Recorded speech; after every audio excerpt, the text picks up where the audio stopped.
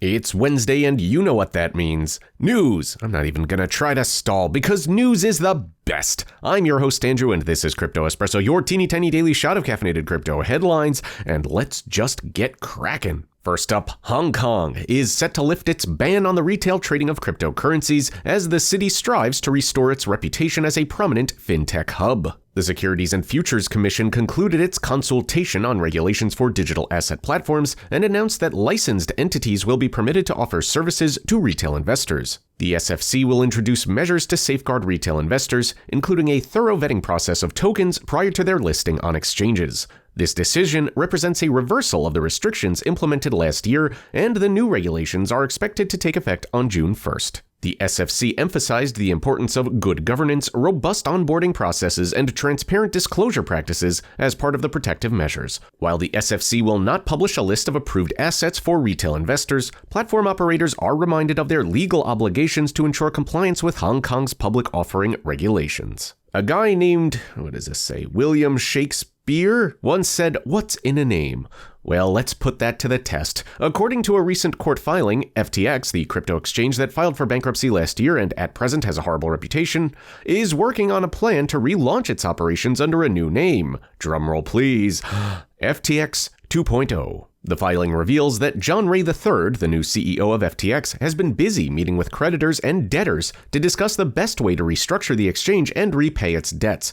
The filing also states that Ray has been preparing the materials needed for rebooting the exchange, which could happen as soon as the second quarter of 2024. Ray first announced his intention to revive FTX in January after discovering that the exchange had $5.5 billion of liquid assets.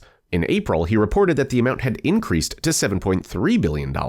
The news of FTX 2.0 has sparked mixed reactions in the crypto community. Some have praised Ray for his efforts to restore the exchange and provide a fair outcome for its creditors, yet others have criticized the exchange for its fraudulent practices and accused it of harming the industry. The price of FTX's native token, FTT, meanwhile, has also surged by more than 13% following the announcement. According to a report from CoinDesk, the ongoing debate surrounding Bitcoin mining is overlooking the voices of those most affected by the industry's operations. In upstate New York, where crypto mining facility Greenidge Generation is located, environmentalists have been successful in influencing legislation targeting mining companies. However, local residents near Greenidge feel excluded from the conversation, while the broader debate fails to acknowledge the role that the facility plays in their lives. The Greenidge facility has faced criticism from environmentalists who claim that it's responsible for harming aquatic life and contributing to harmful algal blooms. However, the rhetoric used by these critics, including New York Assemblywoman Anna Kellis, has been debunked by state data and direct on-the-ground experiences.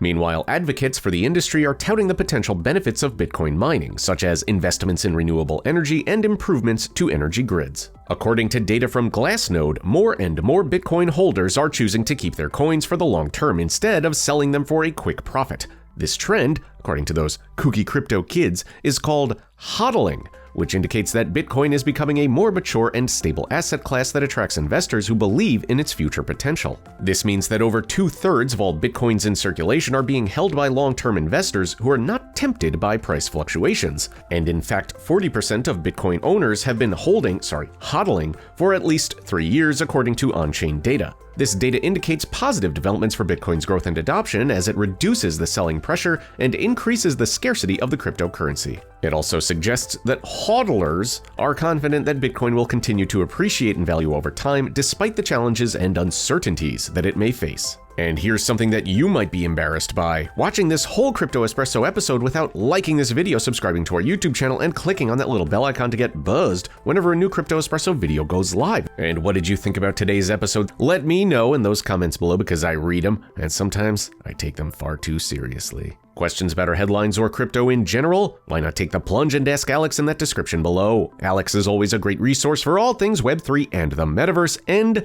that about does it for today. As always, I've been your host Andrew, these have been your headlines, and we'll see all of your beautiful shining faces tomorrow.